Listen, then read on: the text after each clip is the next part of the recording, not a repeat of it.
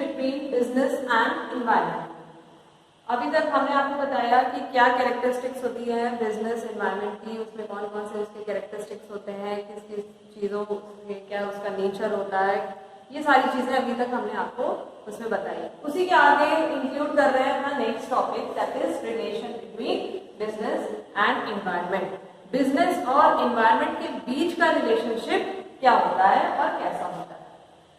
Number 1, that is mutually related. They both are mutually related, यानी कि अगर environment affected होता है तो बिजनेस भी अफेक्टेड होता है, या बिजनेस अफेक्टेड होता है तो उससे एनवायरनमेंट भी अफेक्टेड हो जाता है। They both are mutually related. तीसरा आता है आपका, environment requires business to be dynamic.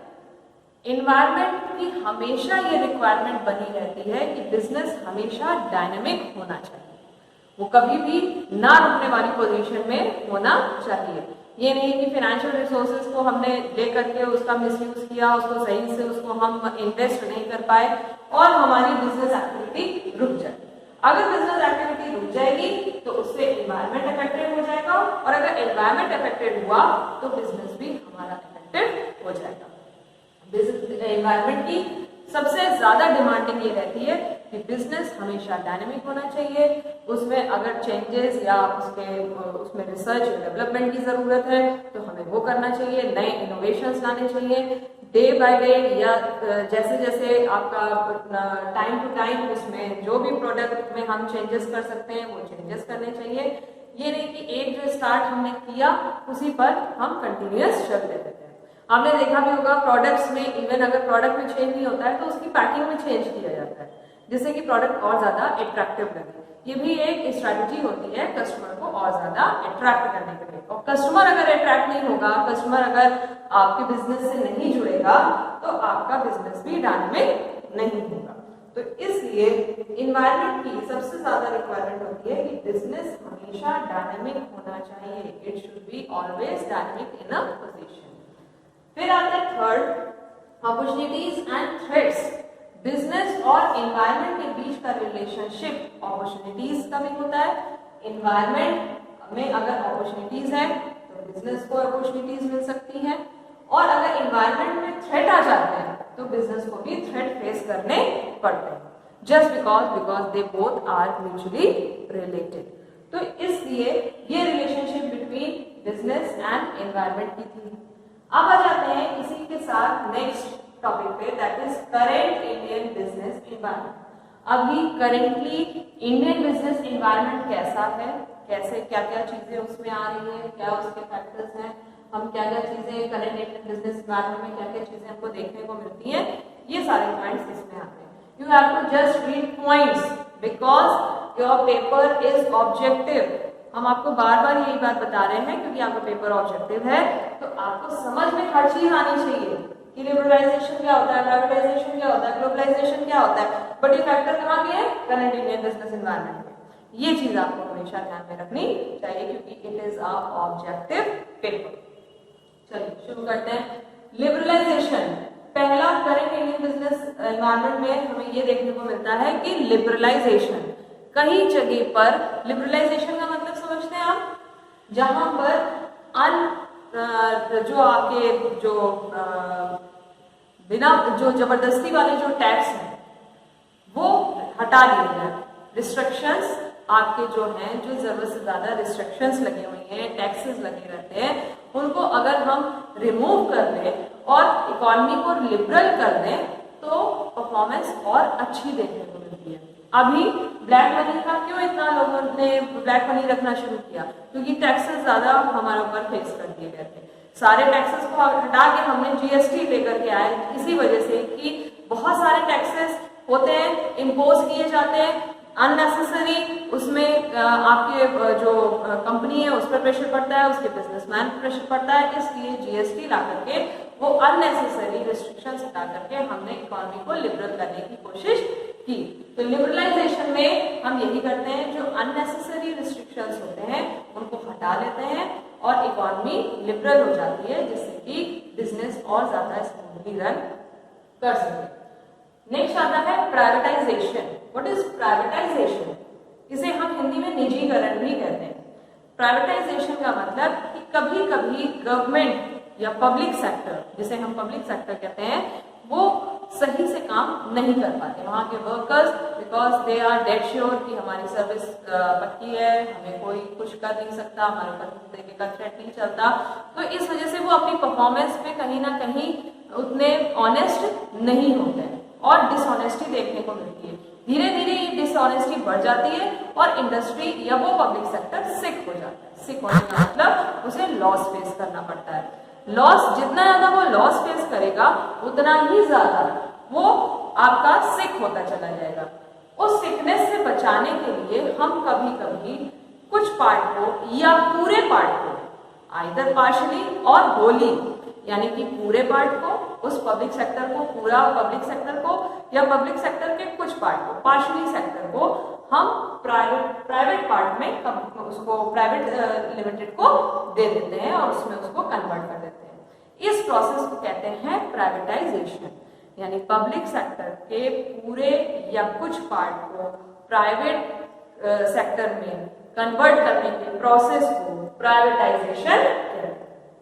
इसका आपको देखने को मिला होगा कि लाइट, जैसे आपका जो इलेक्ट्रिसिटी है वो पहले कैसा था, अब कैस्को हो गया, ठीक है। इसलिए दिया गया जिससे कि इनके अंदर काम कर रहे एम्प्लॉइज प्राइवेट सेक्टर में जितना अच्छा आप काम करेंगे उतना अच्छा आपको प्रमोशन दिया जाएगा। वहां पे सीनियरिटी जूनियरिटी से प्रमोशन नहीं होता, आपकी परफॉर्मेंस को देख करके, आपके कैलिबर को देख करके, आपके नॉलेज को देख करके प्रमोशन दिया जाता है और इंसेंटिव्स भी मिलते हैं। तो प्राइवेट सेक्टर में जाने के लिए या प्राइवेट सेक्टर में इम्प्रूव करने के लिए, प्रोग्रेस करने के लिए, प्रमोट होने के लिए एम्प्लॉयज अच्छे से अच्छा वर्क करते हैं और सेक्टर अपने आप प्रॉफिट देना शुरू कर देता है। तो इसे हम कहते हैं प्राइवेटाइजेशन। नेक्स्ट आता है ग्लोबलाइजेशन। ग्लोबलाइजेशन जब ऑल ओवर वर्ल्ड, इसे हम कहते हैं वसुधैव कुटुंबकम। इसका मतलब आप लोग समझते हैं, वसुधैव कुटुंबकम। वसुधैव कुटुंबकम का मतलब है कि पूरी वसुधा, हमारी जो पूरी पृथ्वी है वो हमारा परिवार। कुटुंब का मतलब परिवार। तो ग्लोबलाइजेशन में इसी चीज का ध्यान रखते हैं। अब अकेले हमारी ही कंट्री में जो अप एंड डाउन चल रहे हैं वो हम ही को नहीं फेस करने होते हैं। जब हम पूरी वर्ल्ड से जुड़ते हैं तो हमारे कंट्री में या अदर कंट्री में कुछ भी रिसेशन या अप एंड डाउन होता है तो उससे इफेक्टेड सभी कंट्रीज में भी अप एंड डाउन होता है। क्लियर? तो ग्लोबलाइजेशन में free mobility of work, labour, money, ये सब उसमें फ्रीली हम एक इधर से उधर ट्रांसफर कर सकते हैं। इसे हम कहते हैं ग्लोबलाइजेशन। फिर आता है increase in competition. Increase in competition का एक सिनेरियो ये भी current Indian business system, business environment में देखने को मिल रहा है कि इंक्रीज इन कंपटीशन, जितना ज्यादा प्राइवेटाइजेशन और ग्लोबलाइजेशन बढ़ रहा है उतना ही ज्यादा हम कंपटीशन में भी इंक्रीजमेंट देखते हैं। कितना ज्यादा इंक्रीज हो जा रहा है, लोग कंपटीशन को बीट करने के लिए कुछ भी करने को तैयार हो जाते हैं। कोई भी पॉलिसी, कैसी भी पॉलिसी, बस हमारा फर्म या हमारी कंपनी आगे होनी चाहिए, कंपटीशन को हम किसी भी तरीके से ब्रेक कर सकते हैं, उसे हम इंक्रीज इन कंपटीशन। ये सिनेरियो देखने को बहुत ज्यादा इस समय करंट इंडियन बिजनेस एनवायरनमेंट में मिल रहा है। ऐसा इसलिए भी है क्योंकि ग्लोबलाइजेशन की वजह से अदर कंट्रीज भी अपने प्रोडक्ट हमारे कंट्रीज में ला करके बेच रहे हैं, जिससे कि कस्टमर उन प्रोडक्ट्स पे अट्रैक्ट हो जाता है और अपने जो कंट्री के प्रोडक्ट्स को छोड़कर वो बाहरी कंट्री के प्रोडक्ट्स को खरीदना शुरू कर देता है। इसे increase in competition. Next, increase in foreign investment. यहाँ पर इंक्रीज इन फॉरेन इन्वेस्टमेंट का मतलब फॉरेन इन्वेस्टर्स से, यानी जो विदेशी निवेशक हैं वो हमारे कंट्री में ज्यादा से ज्यादा पैसा इन्वेस्ट करना उन्होंने शुरू कर दिया है, just because of globalisation, just because of privatisation. क्यों? क्योंकि उन्हें पता है कि अब अगर हम इन्वेस्टमेंट करते हैं तो हमें प्रॉफिट गेन होने की पूरी चांसेस है। ग्लोबलाइजेशन की वजह से इंडिया ऐसे तमाम आपके उसमें जुड़ चुका है जिससे उसमें कई कंट्रीज जुड़ी हुई हैं और जो आपकी एमएनसीज जिसे आप कहते हो वो मल्टीनेशनल कंपनीज होती हैं जिसमें कई सारे नेशंस एक साथ मिलकर के एक कंपनी को रन करते हैं। तो उसे हम कहते हैं foreign increase in foreign investment, यानी कि फॉरेन इन्वेस्टर्स भी अब इंडिया में ज्यादा से ज्यादा इन्वेस्ट करने की कोशिश कर रहे हैं। Fast growth in service sector. इसकी वजह से, क्योंकि फॉरेन इन्वेस्टर्स आ रहे हैं, हमारे पास पैसा आ रहा है, जब पैसा आता है या हमारे पास रेवेन्यू होता है तो ही हम प्रोग्रेस के बारे में सोच सकते हैं। हम बहुत अच्छा सोच सकते हैं, जैसे कि फॉर एग्जांपल मान लीजिए एक फैमिली में 10 लोग रहते हैं। 10 लोग में अगर 2 लोग कमाते हैं तो अर्निंग उनके हिसाब से होगी, यानी 2 लोग की अर्निंग में उन्हें 10 लोगों को बियर करके चलना है, उनके खर्चे उठाने हैं, पढ़ने लिखने का, खाने पीने का, electricity, water tax, house tax, everything 2 लोग बियर करेंगे।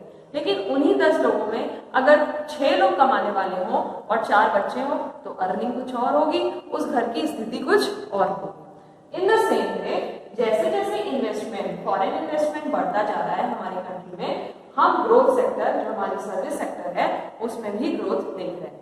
सर्विस सेक्टर का मतलब आपका इंश्योरेंस, बैंकिंग, आपके ये जितने भी टर्शरी सेक्टर्स हैं, आपकी सर्विस प्रोवाइड करते हैं, ये सारे सेक्टर्स, आप डिजिटल देख रहे हैं, मेट्रो, आपके ट्रांसपोर्टेशन, आपकी इंफ्रास्ट्रक्चर, ये सब आपका सर्विस सेक्टर में आता है।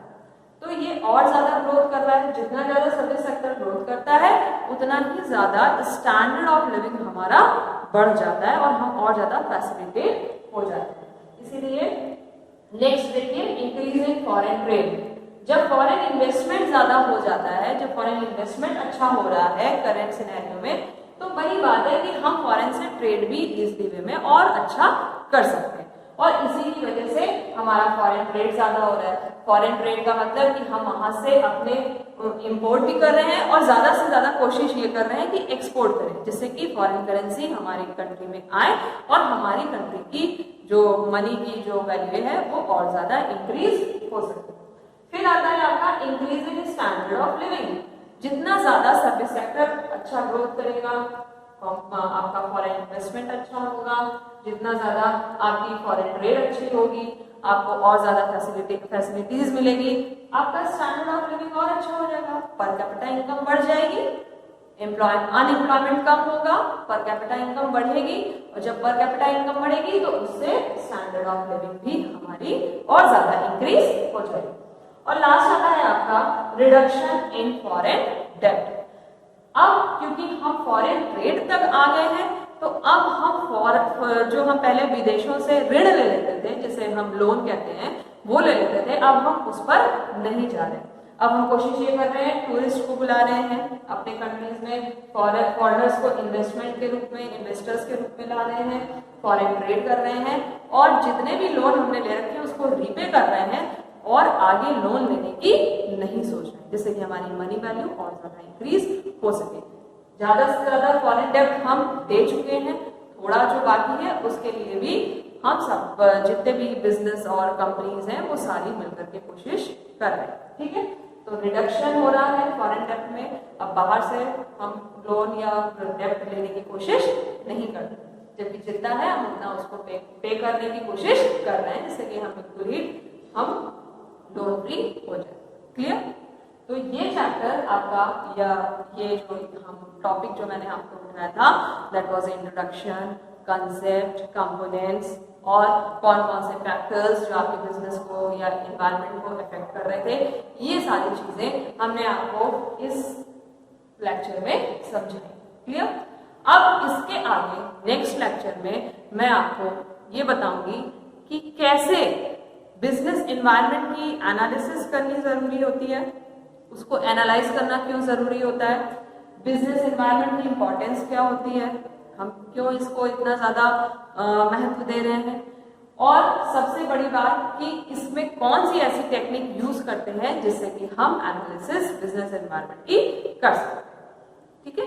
क्लियर? Thank you.